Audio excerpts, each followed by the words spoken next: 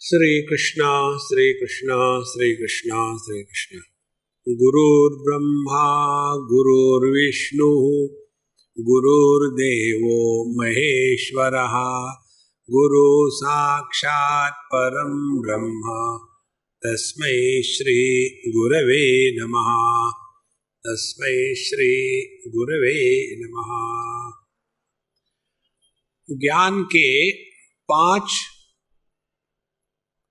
कक्ष बताते हैं। जो सर्वोपरि ज्ञान है, जिसे सुप्रीम कोर्ट होता है, वो है अपौरुषेय वेद, तो जिसको श्रुति माता कहते हैं। दूसरा ज्ञान है स्मृति ग्रंथ, 18 स्मृतियां है, और वो दूसरा ज्ञान है तो श्रुति और स्मृति। तीसरा ज्ञान का स्रोत है पुराण, वो भी 18 पुराण है, और ब्रह्मा जी के 6, विष्णु जी के 6, शिव जी के 6, ऐसे 18 पुराण है। 3 हो गए। चौथा है इतिहास। इतिहास माने हिस्ट्री।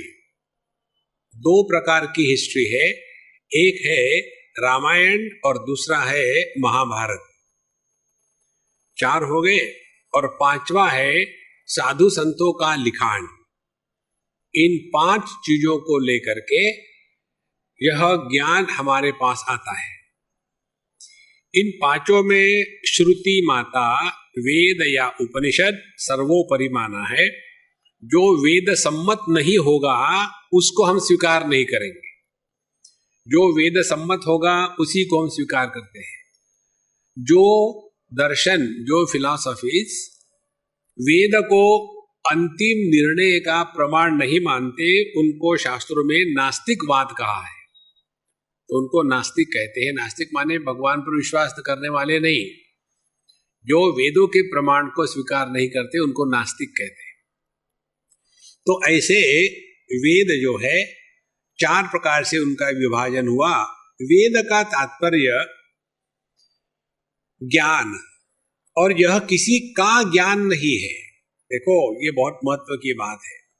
हमको लगता है जैसे रोटी बनाने का ज्ञान, कार चलाने का ज्ञान, ये किसी वस्तु का ज्ञान नहीं है, यह ज्ञान मात्र। इस ज्ञान का निर्माण करने वाला कोई नहीं है, इसीलिए अपौरुषेय, ये मनुष्य के बुद्धि की उपज नहीं है। इसीलिए आप देखेंगे ऐसे जो ऋषि मुनि हो गए, जिनके हृदय में यह ज्ञान प्रकट हो गया, उन ऋषि मुनियों ने अपना नाम उस ज्ञान के साथ जोड़ करके उसके ऊपर में अपना कॉपीराइट कभी नहीं लिखा, क्योंकि उनका वो है ही नहीं, उनके माध्यम से केवल प्रकट मात्र हुआ है। तो ऐसे जो वेद है उसमें उनका विभाजन 4 भागों में हुआ, आप सब जानते हैं। और उसमें का जो सामवेद है, उसमें जो तलवकार शाखा है, उसमें यह 40वां अध्याय केनोपनिषद के नाम से आता है। देखो, अब ध्यान से सुनना। उपनिषद शब्द का अर्थ क्या है? उपनिषद शब्द का अर्थ है उप और नी, ये 2 उपसर्ग लगा करके शद धातु के साथ क्विप प्रत्यय होने के पश्चात यह उपनिषद शब्द प्रकट होता है। इसका तात्पर्य उप माने नजदीक, नी माने नीचे, शद इस धातु के 3 अर्थ है। तो जो ज्ञान हमको नजदीक जाकर के गुरु के पास नीचे बैठ करके प्राप्त होता है, उस ज्ञान को उपनिषद कहते हैं।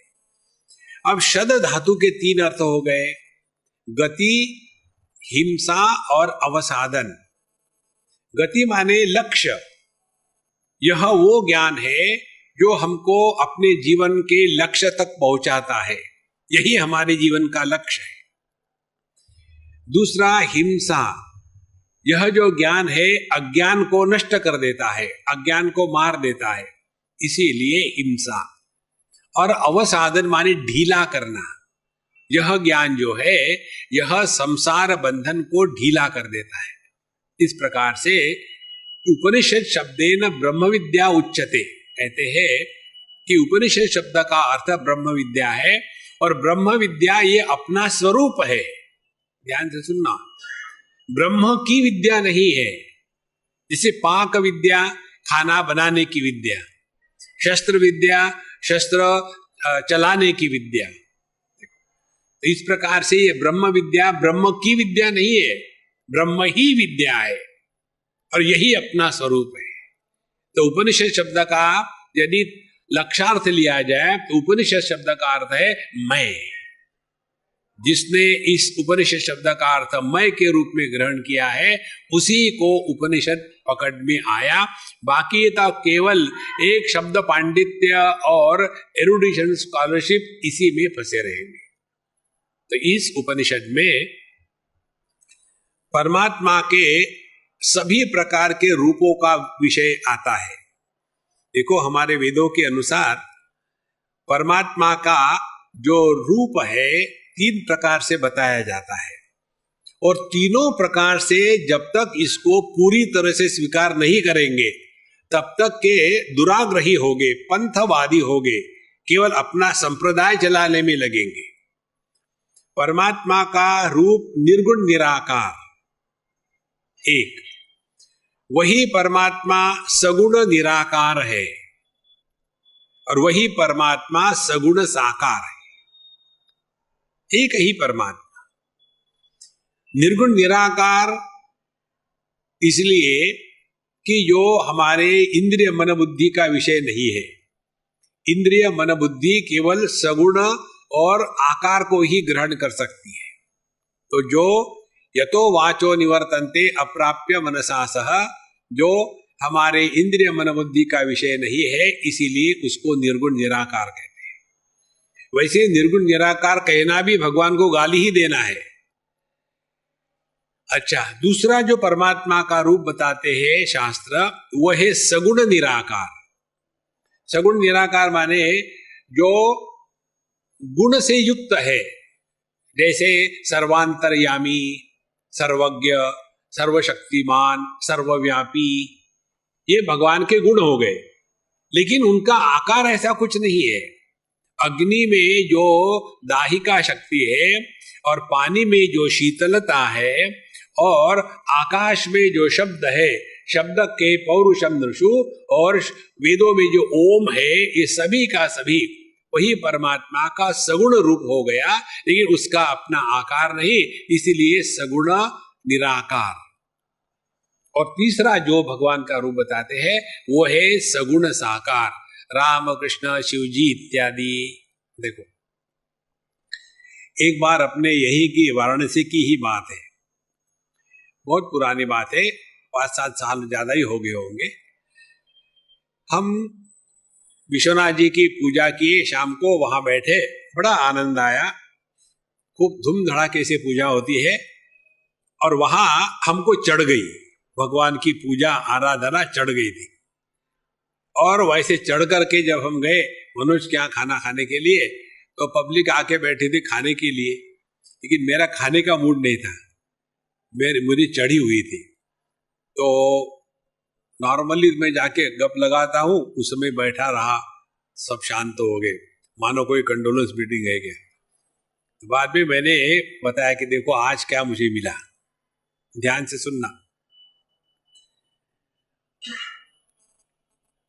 यदि आप कोई कागज ले लो और उस कागज में छेद करो तो समझ में आता है। जैसे ये पत्ता है, इस पत्ते में से थोड़ा सा भाग मैंने निकाल दिया, तो हम क्या कहेंगे, पत्ते में छेद हो गया। छेद नाम की कोई वस्तु नहीं है। छेद जो है ये इस पत्ते का अभाव है, ध्यान से समझ लेना। अब आकाश क्या है, आकाश अभावात्मक है। अभाव में जब छेद हो जाएगा, अभाव में जो अभाव होगा वही भाव है। तो आकाश में यह परमात्मा जो निर्गुण निराकार है, सगुण निराकार है और सगुण साकार है, ये तीनों प्रकार का भगवान का रूप इस शिवलिंग में प्रकट होता है। देखो महाराज, तो अभाव में जो है वो परमात्मा है।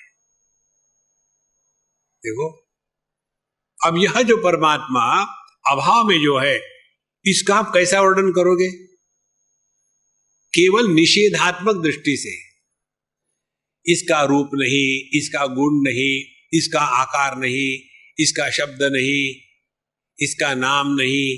देखो, इसीलिए परमात्मा के संपूर्ण प्रकार से जो शास्त्रों में वर्णन आता है वो हमारे शिव जी के इस शिवलिंग में पूरी तरह से घटता है। तो यह परमात्मा इस केनोपनिषद में तीनों प्रकार से बताया है। निर्गुण निराकार, सगुण निराकार और सगुण साकार। और जब तक के परमात्मा की पहचान तीनों प्रकार से पूरी नहीं होगी, तब तक के हमारे ज्ञान में खोट रहेगी।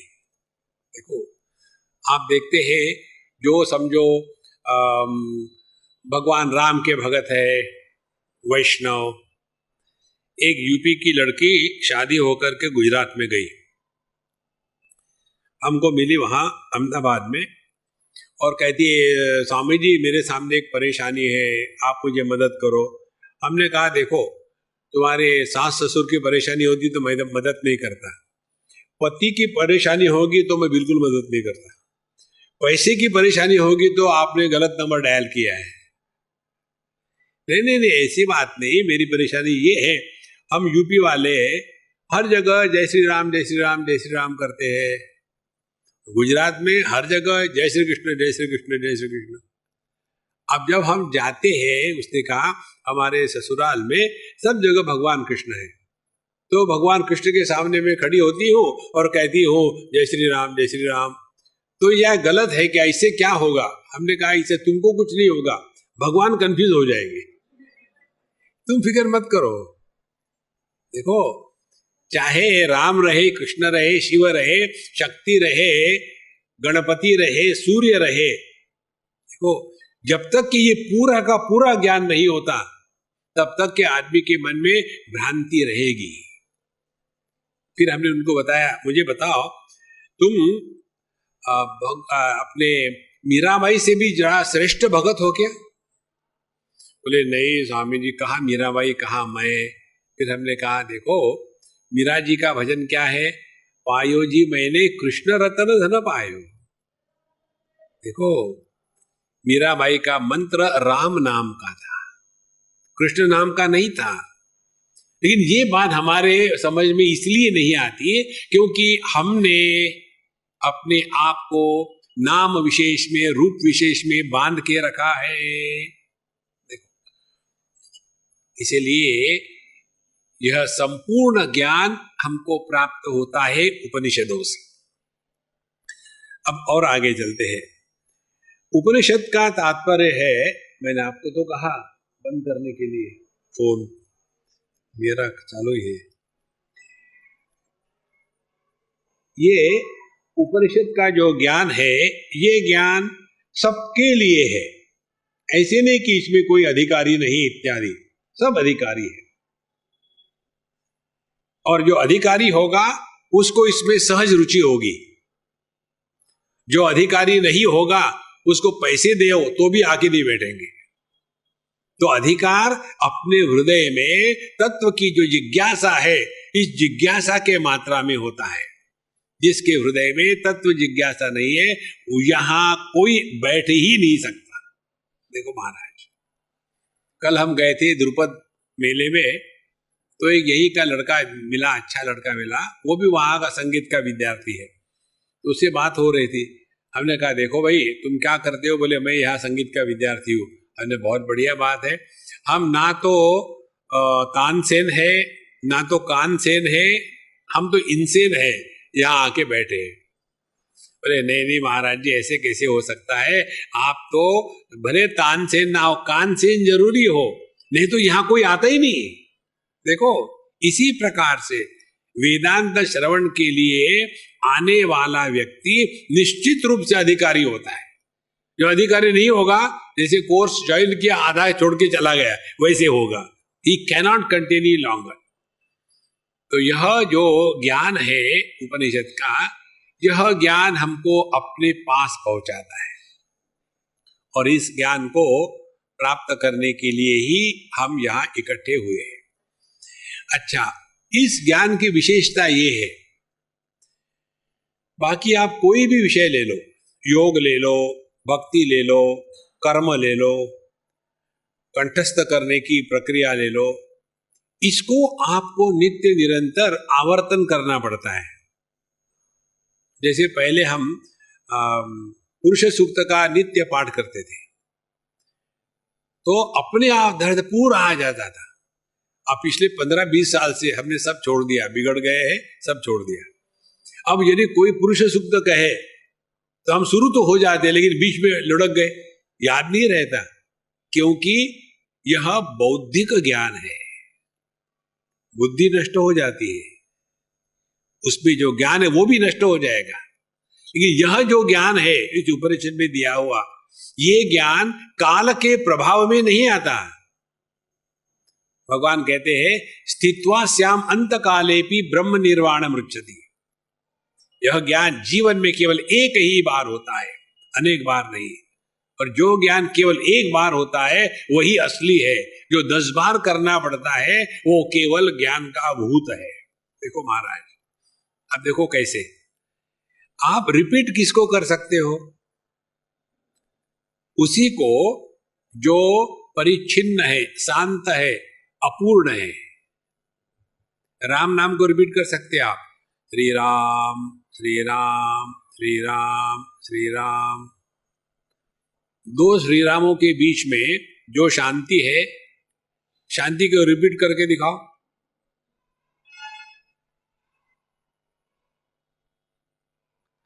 जो अनंत है वो रिपीट नहीं होता। यहां बताएंगे इस उपनिषद में, जो ये पूजा पोथी करने वाले होते हैं ना, उनको इस उपनिषद में 1000 मिलियन वोल्ट का शॉक बैठेगा, क्योंकि यहां स्पष्ट बताया है। और परमात्मा क्या है ये कहीं नहीं बताया, ये आपको ढूंढना है। इसीलिए यह उपनिषद बहुत ही सूक्ष्म है। और इस उपनिषद की विशेषता यह है, इसी एक उपनिषद पर भगवान शंकराचार्य के 2 भाष्य है। यदि केवल एक भाष्य होता तो ठीक है, लेकिन उन्होंने 2 इसीलिए लिखे कि एक उन्होंने लिखा फिर भी तसल्ली नहीं हुई, फिर दूसरा लिखा। पहले पदभाष्य जो नॉर्मली लिखा जाता है, हर एक शब्द का अर्थ लिखा करके, दूसरा वाक्य भाष्य, फिर उन्होंने उसमें उसका तात्पर्य निर्णय करने के लिए पूरे वाक्य का मतीतार्थ लक्ष्यार्थ निकाला है। इसलिए यह उपनिषद बहुत ही सूक्ष्म और बड़ा रसीला है। आप विश्वास नहीं करोगे, एक बार हमने ये उपनिषद बच्चों को पढ़ाने के लिए लिया था। बच्चे 9वीं से 12वीं 9 से 12 साल की उम्र के छोटे छोटे बच्चे थे। इसमें एक कहानी आती, वो कहानी हम उनको पढ़ा रहे थे। तो जब हमने उसको पढ़ाने के लिए लिया तो हमको बताया कि दिने स्वामी जी, आप ये बच्चों को उपनिषद कैसे पढ़ा सकते हो? हमने कहा मुझे परेशानी नहीं, बच्चों को परेशानी, आपको क्यों परेशानी हो रही है? देखो हमारी परेशानी मालूम है कैसी होती है। एक संजय ने हमको पूछा कि स्वामी जी आप बताइए, ये वाली को भगवान राम ने छुपके से पेड़ के बाण मारा, तीर मारा, ये ठीक किया? हमने कहा तुम राम हो कि वाली हो, दोनों ने, तुम क्यों परेशान हो रहे हो? देखो, जिसने मारा उसको परेशानी नहीं, जो मरा उसको परेशानी नहीं, तुम खाली पीली परेशान हो रहे हो। देखो, तो हमने कहा कि देखो हम बता रहे बच्चों को, उनको परेशानी नहीं, हमको परेशानी, तुम क्यों परेशान हो रहे हो? शांत बैठो। जब हमारा ये चल रहा था दूसरे तीसरे दिन, फिर एक लड़की ने मुझे कहा, स्वामी जी आप इस उपनिषद का नाम बदल डालो। ठीक है, बदल डालेंगे। वहां अंग्रेजी में पढ़ा रहे थे हम बच्चों को, एक स्कूल के, इंग्लिश मीडियम स्कूल के बच्चों। तो क्या नाम रखो इसका? बोले इसका नाम केनोपनिषद मत लिखना, शुगर केनोपनिषद लिखना। शुगर केन के जैसा ये मीठा है। इसमें अपने हृदय में प्रेम प्रकट हो जाता है, इतना सुंदर है। किसी भी उपनिषद का प्रारंभ होने के पहले यह प्रथा है कि जहां हम शांति पाठ का आह्वान करते हैं। शांति पाठ का तात्पर्य आचार्य और विद्यार्थी इन दोनों में ठीक से संपर्क सिद्ध हो जावे। कई बार हम फोन करते हैं ना, तो फोन करने के बाद पहली बात क्या करते हैं? हेलो, गुजराती होंगे तो हाँ बोल। गुजराती लोग हेलो नहीं कहेंगे, एकदम बार्किंग के जैसे हाँ बोल, तो फिर वो बोलता है उधर से। तो हम देखना चाहते हैं कि हम तो फोन पे बोल रहे हैं, लेकिन सुनने वाला है कि नहीं, एक फोन पर ही बोले जा रहे हैं। इसी प्रकार से यहां हम बोले जा रहे हैं, आप सुन रहे हैं कि सो रहे हैं? आपको पता है ना, 3 प्रकार के होते हैं। एक तो होते हैं श्रोता, दूसरे होते हैं सोता, तीसरे होते हैं सरोता। हर चीज को काटे जाएंगे और सुनने का नाम ही नहीं। देखो, तो यह शांति पाठ आचार्य और शिष्य इनमें एक संपर्क प्रस्थापित कर देता है। इसीलिए इसको दोनों पढ़ते हैं। हम पढ़ेंगे, हमारे बाद आप पढ़िए। ओम आप्यायन्तु ममांगानि। जिन्होंने पुस्तक लिया है उन्हें पुस्तक में पहली बार में आता है शांति पाठ। मिल गया? ओम आप्यायन्तु ममांगानि वाक् प्राणश्चक्षुः श्रोत्रमथो बलमिन्द्रियाणि च सर्वाणि सर्वं ब्रह्मोपनिषदम् माहं ब्रह्म निराकुर्याम् मा ब्रह्म निराकरोत् अनिराकरणमस्त्व निराकरणं मे अस्तु।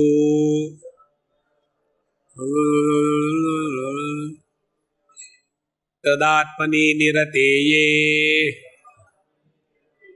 उपनिषत्सु धर्माः ते मयि सन्तु। ओम शांति शांति शांति।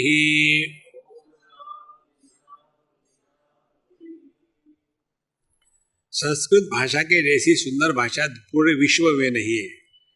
हम पूरे जगत में घूमते हैं, इंग्लैंड में कई स्कूलें ऐसी हैं जहां संस्कृत भाषा एक ऑप्शनल लैंग्वेज रखी गई है। एक स्कूल में सभी के सभी बच्चे केवल संस्कृत बोलते हैं, अंग्रेज के अंग्रेज है, हाय गुड मॉर्निंग नहीं कहेंगे। तो इसमें बड़ा सौंदर्य है, सूक्ष्मता है। और हम लोग तो हिंदुस्तानी है, विशेष करके यूपी के, लिपि का चक्कर नहीं है, लिपि तो वही है। दक्षिण भारत में चले जाओ आप, पूरे विश्व में सबसे अच्छा उच्चारण संस्कृत मंत्रों का यदि किसी के द्वारा किया जाता हो तो तमिलनाडु के लोगों का। उनकी तो लिपि भी भिन्न है, ये देवनागरी लिपि नहीं है, फिर भी वो करते हैं। लेकिन हम यूपी के महात्मा लोग बड़े आलसी हैं, हरि गीता पढ़ेंगे, भगवत गीता नहीं पढ़ेंगे, संस्कृत में है। इसलिए ट्राई करो, कोई कठिन नहीं।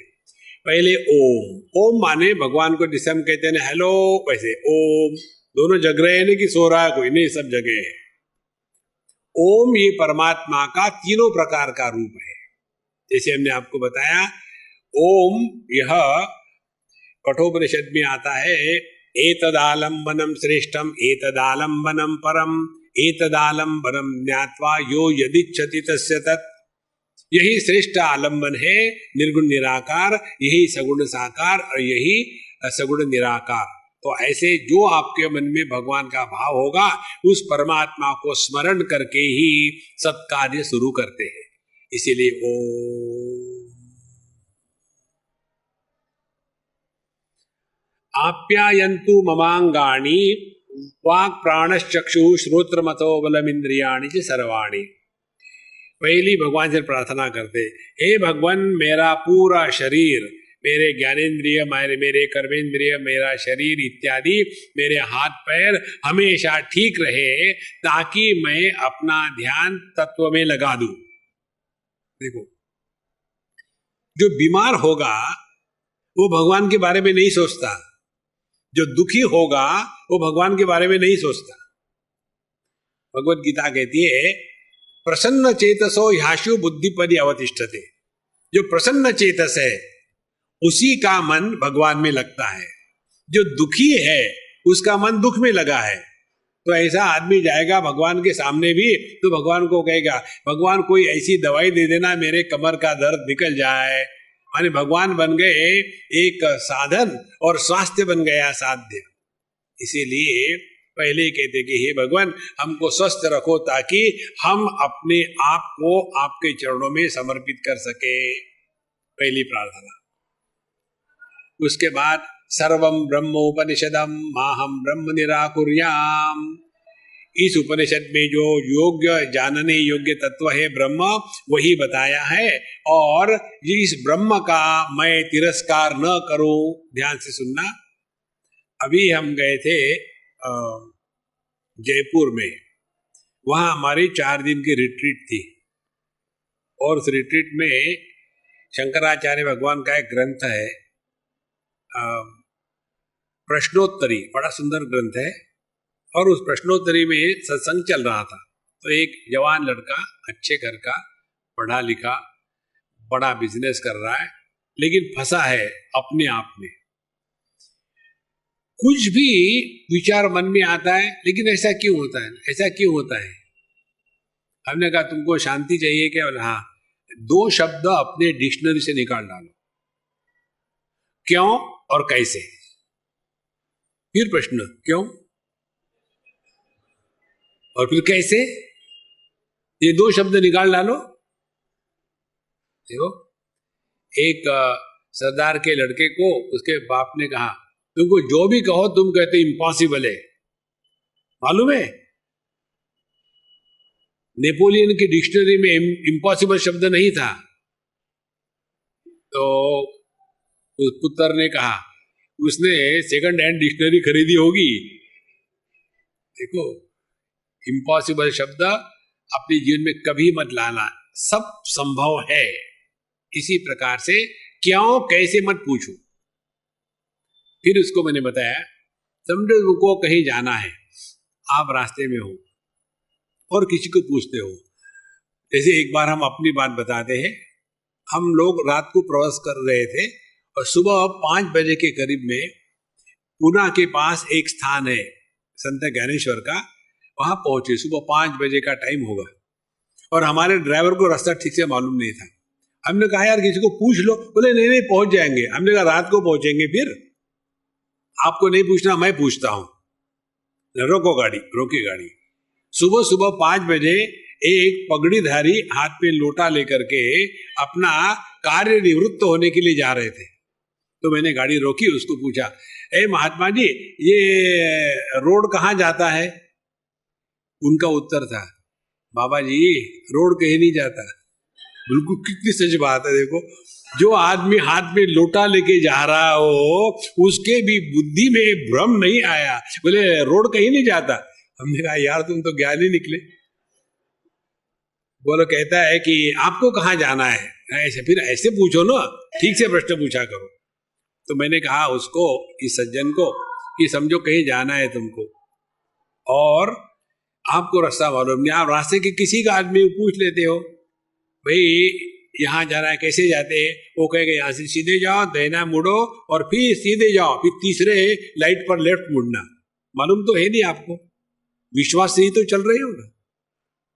यदि आप अपने जीवन में ब्लाइंड फेथ नहीं रखोगे तो जीवन चलना असंभव है।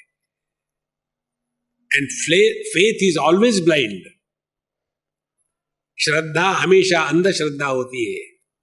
जो लोग अंधश्रद्धा के विरोधी है उनको श्रद्धा शब्द का अर्थ ही समझ में नहीं आया।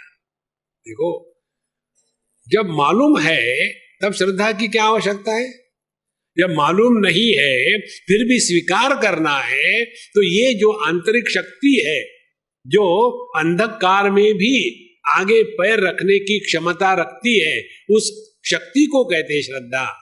देखो, श्रद्धा माने यया सद धत्ते सा श्रद्धा, जिसके द्वारा सत्य का ग्रहण होता है उसको श्रद्धा कहते हैं। इसलिए शंकराचार्य भगवान कहते हैं श्रद्धावान लभते ज्ञानम। और ये श्रद्धा क्या है? शास्त्रस्य गुरुवाक्यस्य सत्य बुद्ध्यावधारणा सा श्रद्धा कथिता सद्भिः यया वस्तु उपलभ्यते। शास्त्र में जो लिखा है, गुरु ने जो बताया है, वो किस प्रकार से सत्य है, इस प्रकार से धारण करने की जो बुद्धि की क्षमता है उसको कहते हैं श्रद्धा। और इसी के द्वारा परमात्मा की उपलब्धि होती है। इसीलिए हमको प्रारंभ करना है श्रद्धा से कि मैं परमात्मा का निराकरण न करूं। तो उस लड़के ने मुझे पूछा कि आप कहते हैं कि हम देह से अन्य हैं। ये तो मुझे समझ में नहीं आता। हमने समझने की बात नहीं है, ये अनुभव की बात है। अनुभव कैसे आएगा? तुम ढूंढो। हर चीज फ्री में नहीं, मेहनत तो करो थोड़ी बहुत। देखो, जैसे जैसे सूक्ष्मता बढ़ती है ना अपने ज्ञान की, वैसे ही ऐसी बातें स्पष्ट हो जाती है। यदि स्थूल बुद्धि से रहोगे तो बिल्कुल समझ में नहीं आएगा। तो मां ब्रह्म निराकुर्याम अनिराकरणमस्तु अनिराकरणम मे अस्तु। इस प्रकार से मैं भी बहिर्मुखी न हो जाऊं और परमात्मा की कृपा भी मुझ पर नहीं पड़े, ऐसा न होवे। माने दोनों प्रकार से हमारा प्रयत्न हो और परमात्मा का अनुग्रह हो। ध्यान से सुनना, हमारे हृदय में भगवान के प्रति जो श्रद्धा समर्पण है वही भगवान की कृपा हम पर है। भगवान की कृपा का अर्थ यही है कि हमारे अंतःकरण में परमात्मा के प्रति श्रद्धा और समर्पण रहता है। अवधूत गीता में पहला ही श्लोक आता है, उसमें कहते हैं ईश्वरानुग्रहादेव पुंसाम अद्वैत वासना महद भय परित्राणाद विप्राणाम उपजायते। ईश्वर का जब अनुग्रह होता है तब अपने हृदय में तत्व जिज्ञासा प्रकट होती है, अन्यथा नहीं। इसीलिए हमारे हृदय में तत्व जिज्ञासा प्रकट हो गई तो समझ लेना भगवान की कृपा हम पर हो गई है। हम शास्त्र पढ़ने के लिए आए तो आचार्य की कृपा हम पर हो गई है। और अब तीसरी कृपा बाकी है, हमारी अपने पर कृपा, आत्म कृपा। आत्म कृपा क्या है? ध्यान से सुनना। हमने यदि अपनी पहली धारणाओं को वो गलत थी ये स्वीकार कर लिया है, तो ये नई धारणा के अनुसार अपने आप को बदलना और उसके लिए तैयार होना और उसके लिए सक्षम होना, इसको कहते हैं आध्यात्मिक साधना। नहीं महाराज जी, आपने जो बताया वो तो ठीक है, हम देह नहीं हो सकते क्योंकि देह हमने पैदा नहीं किया, देह हमारी बात मानता नहीं। इस देह के जन्म के पहले भी हम दूसरे देह में थे, वहां गड़बड़ी करी इसलिए ये जन्म मिला, अभी जन्म में भी गड़बड़ी कर रहे, फिर अगले देह में जाएंगे। माने हम तो देह से अलग है, ये बात समझ में आ गई। लेकिन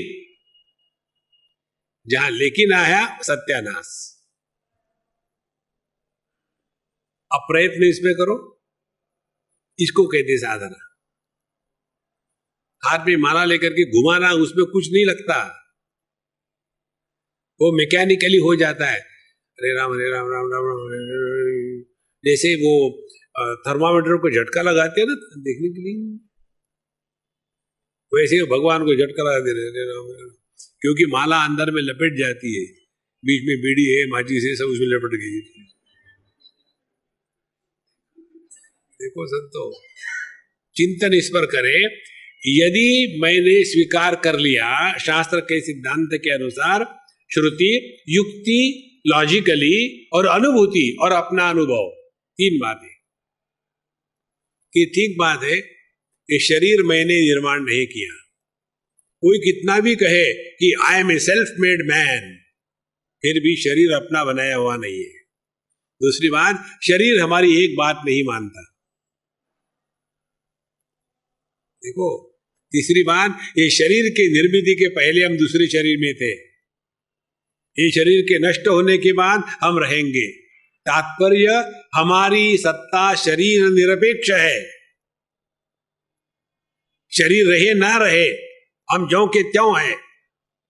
अब इस ज्ञान को अपने जीवन में उतारना, उसके लिए क्या साधना करनी पड़ेगी, इसकी खोज करना, इसको कहते हैं आध्यात्मिक जीवन। देखो, नहीं तो केवल मैकेनिकली चलता रहता है और फिर परेशानी, महाराज जी हमने पिछले इतने सालों से नाम लिया, कुछ हुआ नहीं। किसको कुछ हुआ नहीं? भगवान को। देखो,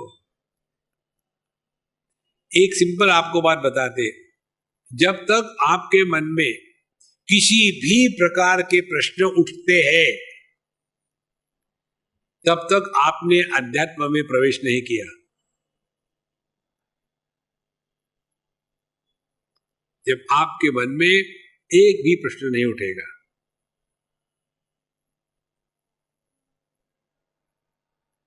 तब समझ लेना प्रभु की कृपा हो गई। अब ध्यान से सुनना, किसके बारे में हमारे मन में प्रश्न नहीं आते? उदाहरण ले लो,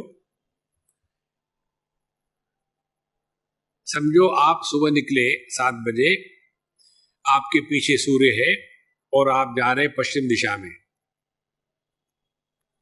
तो आपकी परछाई लंबी होगी। और जैसे जैसे जा रहे 10 बज गए, 11 बज गए, तो परछाई छोटी होती जाएगी। 12 बज गए, परछाई अपने पैरों के नीचे आ गई।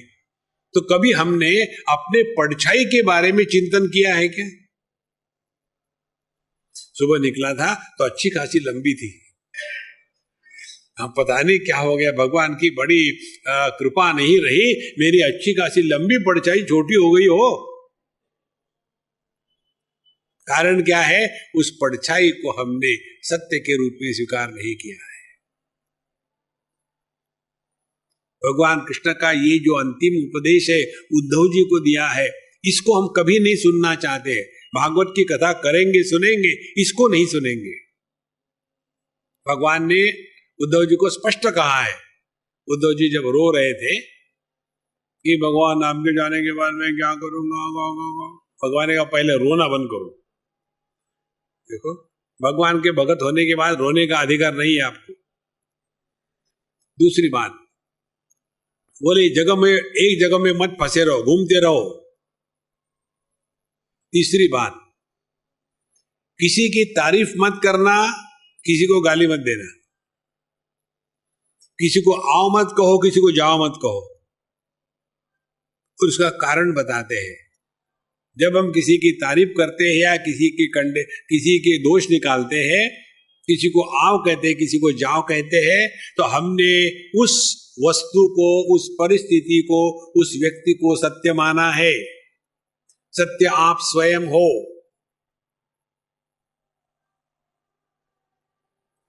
और इस सत्य के बारे में हमारे मन में एक भी प्रश्न नहीं आता।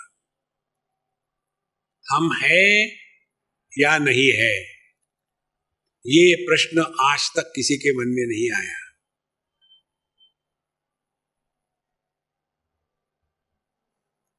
हर एक प्रश्न हमको अपने आप से दूर ले जाता है। इसे कोई भी प्रश्न मन में आए, उसको एकदम मूल से काट डालो, कोई जरूरत नहीं जानने की। देखो, अब हम लोगों का जीवन देखे, कोई भी मिला शुरू करते कुंडली लिखना। हाँ, कब पैदा हुए, क्यों पैदा हुए, मरते क्यों नहीं, कितनी बार शादियां करी, कितने बच्चे भाई, क्या जरूरी है? और फिर ऐसे फंस जाते हैं इस दुनिया में। देखो संतो, जैसे जैसे सूक्ष्मता बढ़ती है ना, जगत के बारे में आकर्षण एकदम कम होते जाता है। तो यदि हमारी आध्यात्मिक साधना चल रही हो तो हम ये चिंतन करेंगे, यदि मैं देह नहीं हूं, देह से अन्य हूं, तो इसका क्या अर्थ निकला।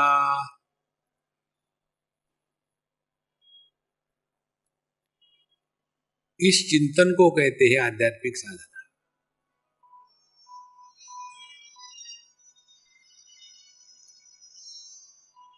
बहुत सिंपल है, कोई कठिन नहीं है। तो पता चलेगा, जहां हमने अपने आप को देह से अन्य के रूप में स्वीकार कर लिया, वहां ये जागृत अवस्था गायब हो गई। क्योंकि जागृत अवस्था का प्रारंभ होता है देहात्म भाव के पश्चात। परमात्मा में संसार नहीं है, देह में संसार नहीं है। देह के साथ तादात्म्य हुआ, फिर संसार शुरू होता है। तो क्या होगी साधना? देहात्म भाव से न जी करके देह के माध्यम से प्रकट होवे। जैसे एक एक्टर ऑन द स्टेज पर होता है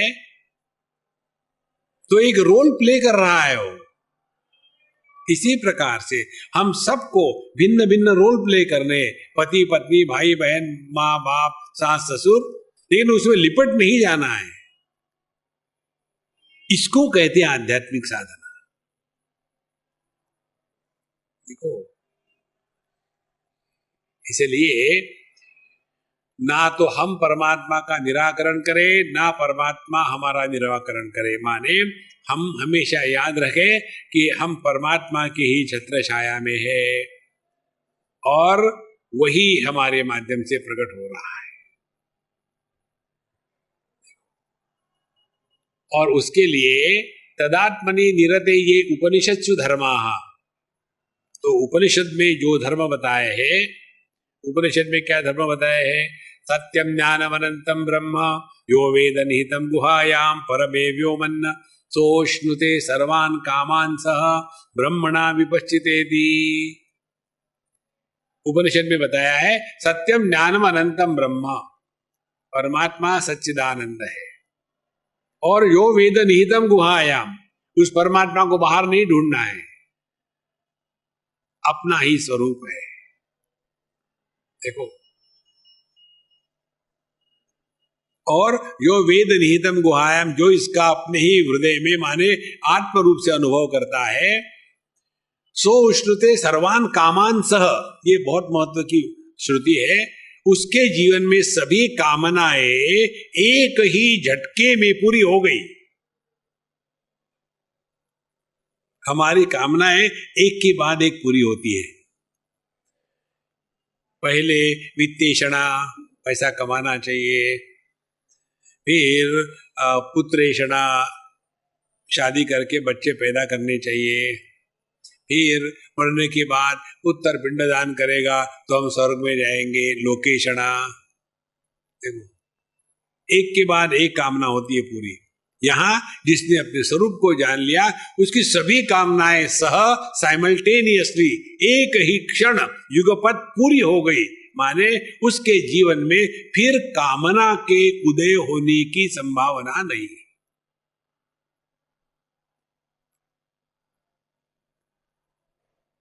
आध्यात्मिक साधना इतनी ही है।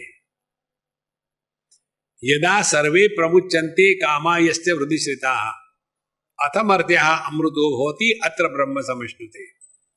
जब हमारे अंतःकरण में एक भी कामना का उदय नहीं होता, वही अनुभूति है ब्रह्मात्मैक्य बोध की। उसी को कहते हैं गॉड रियलाइजेशन।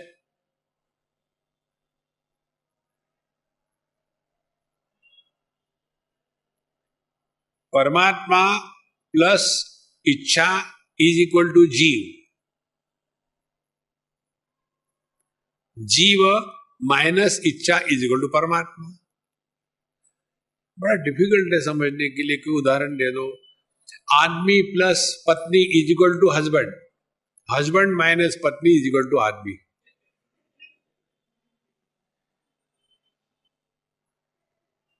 आदमी होता है, पति बनता है। जो होता है वो हमेशा प्रसन्न होता है, जो बनता है वो दुखी रहता है। आदमी तो पति बन सकता है, लेकिन पति कभी आदमी नहीं बन सकता। कारण क्या है? वो आदमी है ऑलरेडी, उसको बनना थोड़ी है। फिर क्या हो गया? वो अपने आदमीपन को भूल गया है, क्योंकि पत्नी के प्रभाव में आ गया। बहुत वजनदार है पत्नी। देखो, अब मुझे बताओ, इस पति को आदमी मैं हूं ये समझने के लिए कौन सी साधना करनी पड़ेगी, कितना समय लगेगा, और कितने उपवास करने पड़ेंगे, और कितने बार गंगा जी में डुबकी लगानी पड़ेगी, और कितना दान धर्म करना पड़ेगा, उतना ही एक जीव को अपने ब्रह्म स्वरूप को पहचानने में समय लगता है।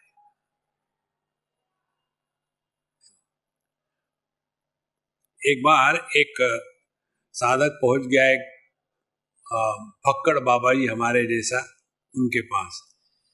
तो बाबा जी अपने मस्ती में थे, तो जैसे वो आया तो महाराज जी ने नमस्कार किया। अरे महाराज जी, आप क्या कर रहे हो, क्या कर रहे हो? आप तो महान त्यागी हो, इसीलिए मैं आपको नमस्कार कर रहा हूं।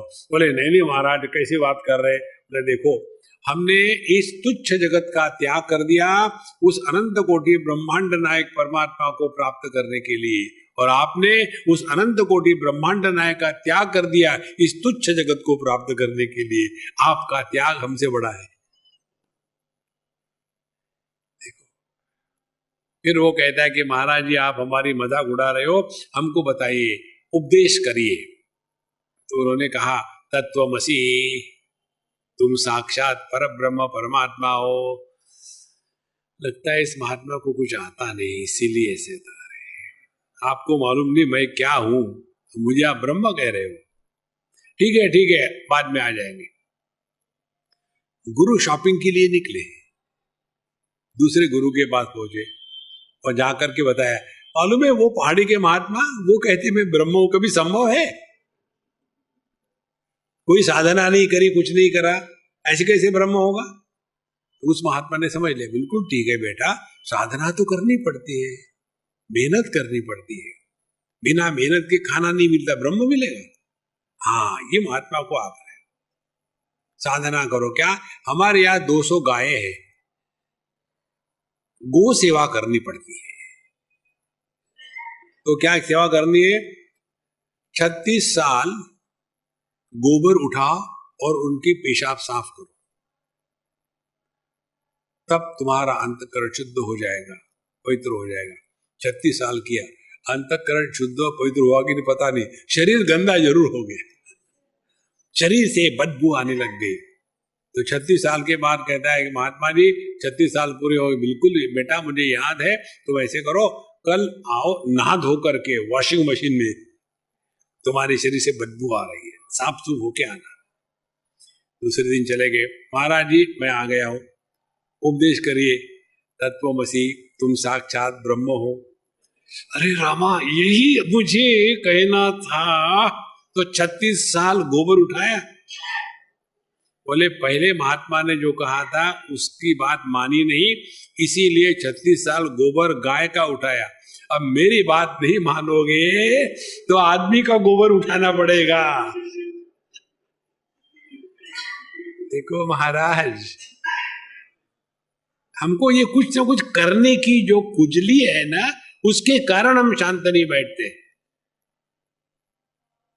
देखो संतो, जितनी आध्यात्मिक साधना है ये कुछ करना नहीं है, it is all undoing what we have been doing so far. हमको कुछ बनना नहीं है, लेकिन हमको यही लगता है पहले हम बड़े भोगी थे महाराज, जब से रामदेव बाबा आ गए हम योगी बन गए। केवल हमने अपना नाम बदल दिया, मैं ज्यों का त्यों है। देखो, इसीलिए यह बहुत ही सरल साधना है कि उपनिषद में जो धर्म है सत्यम ज्ञानम अनंतम, वो मुझ में प्रकट हो जाए। ध्यान से सुनना, भगवान के दर्शन के चक्कर में टाइम बर्बाद मत करना। हमने ऐसे कई देखे हैं जो क्लेम करते हैं हमको भगवान का दर्शन हो गया, उसके बाद क्या, वही तंबाकू वही चूना, वो खत्म नहीं हुई। क्या फर्क पड़ा भगवान के दर्शन से? आपको भागवत की कथा की एक बात सुनाते हैं। उसमें ध्रुव जी का चरित्र आता है और ध्रुव जी के चरित्र में बताते हैं कि ध्रुव जी को उनके पिताजी के गोद में बैठने को नहीं मिला, तो बताया कि तुम तपस्या करो वगैरह वगैरह, वो कथा आपको बताए। जाकर के 5 साल का लड़का बड़ी कठोर तपस्या करी, भगवान प्रसन्न हो गए और भगवान ने अपना वैकुंठ मोबाइल उसके गाल को लगाया और उसने बोलना शुरू कर दिया और बड़ी भगवान की स्तुति करी। योन तो प्रविश्य, ये स्तुति है उनकी करी। उसके पश्चात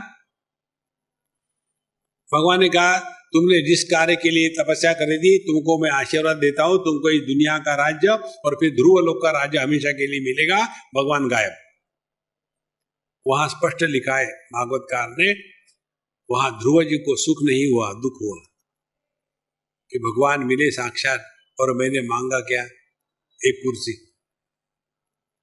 उसके पश्चात जीवन चलता रहा। उनका जो सौतेला भाई था उसको किसी निषादों ने बद्रीनाथ के जंगल में मार दिया, तो ध्रुव जी को गुस्सा आया। गुस्सा करके सभी की सभी वो निषादों को नष्ट करने के लिए निकल पड़े। उस समय मनु जी महाराज कहते हैं कि ध्रुव, दुनिया को पता है तुमको भगवान के दर्शन हुए थे, भगवान के दर्शन होने के बाद ऐसा तुम्हारा व्यवहार, कि यही भगवान के दर्शन का फल है। देखो, सभी महात्मा लोग गुरुदेव भगवान की जय कहते हैं ना, भगवान का दर्शन तो हो गया, आगे क्या है? मैं ज्यादा डिवोटेड हूं तुमसे, मैं ज्यादा क्लोज हूं, मैंने गुरु महाराज की चप्पल धोई है। वही है काम क्रोध लोभ मोह मद मात्सर्य। क्या फर्क पड़ा भगवान के दर्शन से? देखो संतो, ये भगवान के दर्शन के चक्कर में हम अपने को जितना बर्बाद करते हैं उतना किसी को नहीं करते। फिर क्या करें? ये उपनिषत्सु धर्मा ते मयि संतु, हमारे माध्यम से जो उपनिषदों में बताया है सत्यम ज्ञानम अनंतम ब्रह्म, वो परमात्मा हमारे माध्यम से प्रकट होवे। ये है प्रार्थना। देखो, नहीं तो वही अपना दर्शन दो घनश्याम नाथ, मोरे चश्मा लग गया, अभी दर्शन नहीं दिया। क्या करोगे दर्शन करके? भगवान ने मुझे बताया, वो बेचारे, उनको शरीर नहीं है, वो शरीर ढूंढ रहे हैं। उनको हाथ नहीं है, वो हाथ ढूंढ रहे हैं। उनको मन नहीं है, वो मन ढूंढ रहे हैं। लेकिन हमारा शरीर भोग में लगा है, हमारा हाथ स्वार्थ में लगा है, हमारी वाणी अपनी श्लाघा स्तुति करने में लगी है, पर निंदा में लगी है, कहीं भी खाली नहीं है। वो देख रहे हैं एक हाथ तो कोई काउंटर खाली हो जहां से मैं प्रकट हो पाऊं। ये भगवान का दुख है, उन्होंने मुझे बताया। देखो, केवल कहने से नहीं होता संतो। आप सब जगह चले जाओ, बड़े बड़े आश्रमों में बड़े सुंदर सुंदर वाक्य लिखे होते हैं, लेकिन वही रहने वाले उस वाक्य में से 1/1000 का भी कभी जीवन में पालन नहीं करते। देखो, मनुष्य सबसे ज्यादा धोखा यदि किसी को देता है अपने आप को, सबसे बड़ा धोखा। इस अपने आप से अपने आप को बचा के रखना, यह है उपनिषद की साधना। भगवत गीता कहती है, आत्मैव आत्मनो बंधुः आत्मैव रिपुरात्मनः। हम ही हमारे दोस्त है और हम ही हमारे दुश्मन है। जब हम अपने आप को धोखा देते हैं तो हमको कोई मदद नहीं कर सकता। इस प्रकार से मई संतु ते मई संतु, ये सभी के सभी जो परमात्मा के गुण है, धर्म है, वो मुझ में प्रकट होवे। तो भगवान के ये सत्यम ज्ञानम अनंतम, ये तीन धर्म क्या है? हमारे माध्यम से सद वस्तु प्रकट होवे, माने हम जिए, मरने की बात न करें और अन्य को जीने दे। वेदांत का श्रवण होने के पश्चात यदि अपने मृत्यु की बात एक बार भी मन में आती है तो अभी हमने वेदांत का श्रवण किया ही नहीं। किसी के मृत्यु की बात सुनने के पश्चात यदि अपने मृत्यु की कल्पना मन में आती है तो हम अभी कच्चे घड़े हैं। ये है सत्य हमारे माध्यम से प्रकट हो रहा है। फिर चित्त हमारे माध्यम से प्रकट होवे माने कैसा? हम हमेशा सावधान रहे, सो किसी से धोखा न खावे और किसी को धोखा न देवे। देखो, आध्यात्मिक साधना का मतलब ये नहीं कि बताने में जा रहा था, किसी ने मेरी जेब काट ली तो मैंने भगवान ने काट ली। अरे भगवान को काटना, तेरा गला काटता, जेब क्यों काटता? देखो, आध्यात्मिक साधना माने ऐसे मत समझ लेना कि एकदम अपने गोबर गणेश है, क्या साधना हो रही है। देखो, इसीलिए सत्य की अभिव्यक्ति हम जिए, अन्य को जीने दे, अपने मरने की बात करे नहीं, सोचे नहीं। देखो, आज तक किसी को मरने का अनुभव नहीं आया है। यही बात स्वामी जी, एक ने मुझे पूछा था, एक स्कूल में मैंने लेक्चर दिए और मैंने कहा कि मैंने लेक्चर स्टूडेंट्स को दिए हैं, इसीलिए बड़ा व्यक्ति कोई प्रश्न ना पूछे। कहने के बाद भी एक टीचर खड़े हो गए, स्वामी जी मुझे एक प्रश्न है। हमने कहा नीचे बैठो, मैं आपका उत्तर नहीं दूंगा। मैंने स्पष्ट बताया है कि I was addressing the students, not the teachers. फिर उनको बड़ा गुस्सा आया, निकल गए बाहर। फिर जब मैं गया प्रिंसिपल के कमरे में बैठा, ने उनको बुलाओ जरा, मैं माफी मांगता हूं उनसे। आ गए बुढ़ाऊ टीचर। हमने कहा कि भगवान मुझे क्षमा करना, मैंने आपके प्रश्न का उत्तर उस समय इसलिए नहीं दिया कि वो प्रश्न गलत समय पर गलत प्रश्न था। बोले आपको क्या पता मैंने कौन सा प्रश्न पूछना था? हमने कहा आपको प्रश्न ये पूछना था, मरने के बाद क्या होता है। अरे राम, आपको कैसे पता चला? हमने कहा आपके चेहरे से, आप जिंदा कहाँ हो?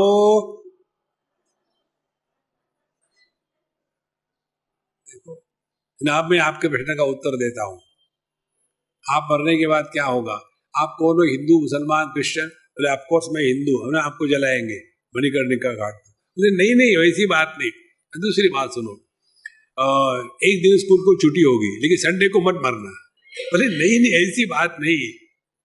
मरने के बाद सोल, जीव कहाँ जाता है, ये कीड़ा अपने दिमाग से निकल डालना है। यदि हम वेदांत का अध्ययन करते हैं तो वेदांत में आपको मरना अलाउड नहीं है। देखो, ये मूल भेद है बाकी आपका कर्म कांड, योगा इत्यादि में और वेदांत में। वहां मैं को मुक्त करने का प्रयत्न है, वेदांत में मैं से मुक्त करते हैं। जो मैं से मुक्त हुआ है वही असली मुक्त है। नहीं तो वही बात पिछले जन्म में ये था, पिछले जन्म में ये हूं। एक हमारे मित्र है महात्मा जी, बड़े योगी है, हठ योगी है। तो उन्होंने मुझे कहा कि स्वामी जी मैं पिछले 7 जन्म की बात अपने बारे में बता सकता हूं। उन्होंने पहले 7 जन्म की बात ऐसी बताई जैसे पिछले हफ्ते हम कहा थे ऐसी। बोले मैं आपकी भी बता सकता हूं यदि आप हाँ कहें तो। हमने कहा मुझे कोई इच्छा नहीं है क्योंकि हर जगह मैं ही हूं। बोले नहीं वो तो ठीक है उपनिषद में, नहीं वास्तव में वही है, उपनिषद पुस्तक में नहीं है, अपने हृदय में है। बोले मैं एक जन्म में मैं जबलपुर में था, एक बार मैं देहरादून में था, और एक बार ऐसा करके उन्होंने 7 जन्म में, 7वें जन्म में मैं तोता था। तो मैंने कहा कि मैं भी बता सकता हूं, मैं पिछले जन्म में गधा था, इस जन्म में भी वही हूं। देखो, इस चक्कर में मत पड़ना। ना किसी का जन्म हुआ है, ना किसी की मृत्यु हुई है। क्योंकि कोई याद आती इसका मतलब थोड़ी हो सकते है। देखो, स्मृति को प्रमाण नहीं स्वीकार किया गया है शास्त्रों में। स्मृति ये प्रमाण नहीं है, यानी याद नहीं है इसका मतलब थोड़ी कि वो नहीं था। तो ये उपनिषद के जो धर्म है, सत्यम ज्ञानम अनंतम ते मयि संतु ते मयि संतु, मेरे माध्यम से यही सच्चिदानंद प्रकट हुए। ओम शांति शांति शांति। ये 3 बार की शांति 3 प्रकार की समस्याओं के लिए है। पहली समस्या स्थूल देह की। हमारा स्थूल देह हमको हमेशा साथ देवे। स्थूल देह साथ नहीं देने का कारण आलस्य, निद्रा, प्रमाद। देखो, सुबह जब नींद से उठते हैं तो नींद तो खुल जाती है, बिस्तर से उठना बड़ा कठिन हो जाता है। इसीलिए उपनिषद के मंत्र आते हैं, उत्तिष्ठत जागृत। कहना क्या चाहिए, पहले जगो फिर उठो, लेकिन उपनिषद कहती है पहले उठो फिर जगो। क्योंकि जगना कोई समस्या नहीं है, उठना समस्या है। रोज देखो, आप सुबह में उठ के क्या करते हो, नींद खुल गई, फिर बाई करवट पर गए, फिर वो दुखने लग गई, फिर दाहिनी करवट पर गई, फिर वो दुखने लग गई, फिर भुजंगासन किया, फिर मध्य प्रदेश पर प्रेशर आया, फिर नेचर कॉल आया, फिर नेचुरली उठ गए। देखो महाराज, ये जो लेजीनेस है शरीर को लेकर के, इसको हमको त्याग देना है। ओम शांति। अपने शरीर को रगड़ो, इसको ज्यादा नखरे मत करने देना। ये शरीर तो ऐसा नहीं, इसको कितनी भी कंफर्ट दो आप, कुछ ना कुछ मांगता ही रहेगा शरीर। उसके बाद दूसरी शांति है मन को लेकर के, सूक्ष्म देह को लेकर के। मन की शांति माने, आपको 2 टेक्निक बताते हो, ये टेक्निक हम आपको 25 बार बताएंगे, मुझे गारंटी आप एक बार भी नहीं करोगे। सूक्ष्म देह की शांति का तात्पर्य है अपने भूतकाल के बारे में किसी के सामने कुछ मत बोलना, और अपने आप से कभी मत बोलना।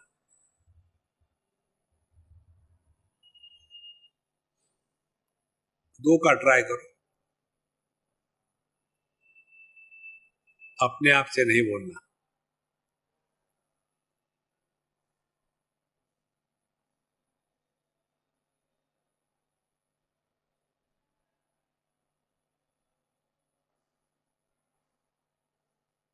हमारे मन की ये आदत हो गई है, हर चीज के बारे में कमेंट्री, इवैल्यूएशन, सजेशन, ये आदत हो गई है। और जब कोई मिलता नहीं बात करने के लिए, तो फिर हम अपने आप से बात शुरू कर देते हैं। वहां जाएंगे, ये करेंगे, वैसा नहीं होता, वैसा करेंगे, ऐसे कैसे, और कुछ होता नहीं। हम जो अपने भविष्य के बारे में अपने आप से बोलते हैं, उसमें जो समस्या नहीं है उसकी कल्पना करके उसको सॉल्व करने का प्रयत्न करते हैं।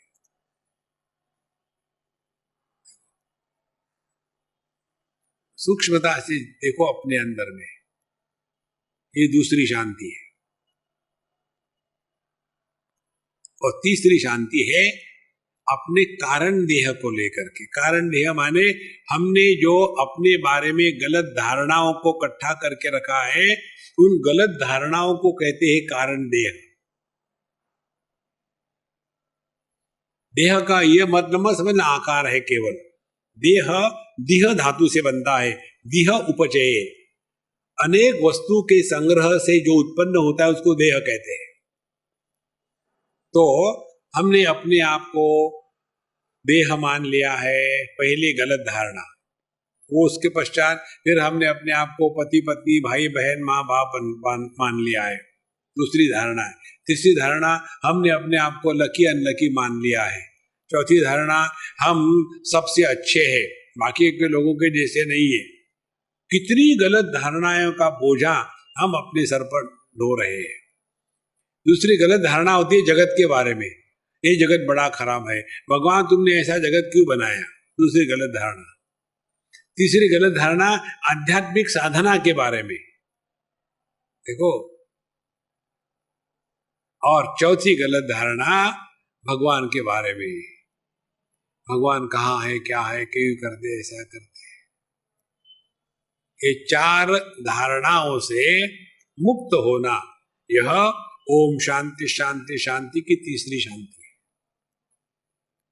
जब ये तीन शांतियां हो जाएगी तब हम परमात्मा के प्रकटीकरण के एक माध्यम बन जाएंगे और उस अनुभूति में अन्य की प्रतीति होते हुए भी अन्य का भाव निर्माण नहीं होता। जैसे दांत और अपने होठ अलग अलग है, लेकिन अपने ही दांतों से अपने ही होठ जब कट जाते हैं कभी कभी खाना खाते खाते, तो इनमें झगड़ा नहीं होता, अलग है लेकिन अलगाव नहीं, क्योंकि सब में एक ही प्रकट हो रहा है। इस प्रकार से इस शांति पाठ के द्वारा हमने अपने आप को उपनिषद के अध्ययन के लिए तैयार किया है।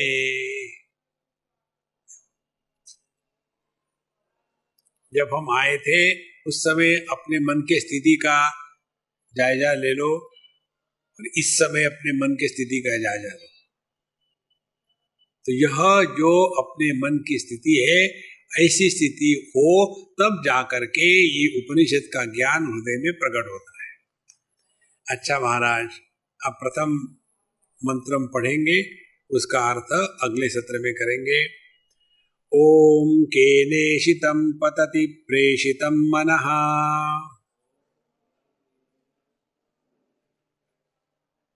Page number 19।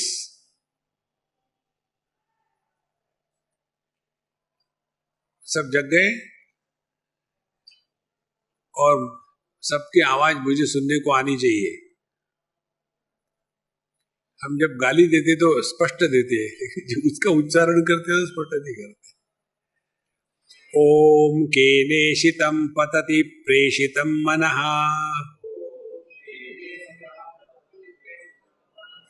केन प्राणः प्रथम प्रइतियुक्तः, केनेशितां वाचमिमां वदन्ति, चक्षुश्रोत्रं कौ देवो युनक्ति। इसका अर्थ हम अगले सत्र में लेंगे।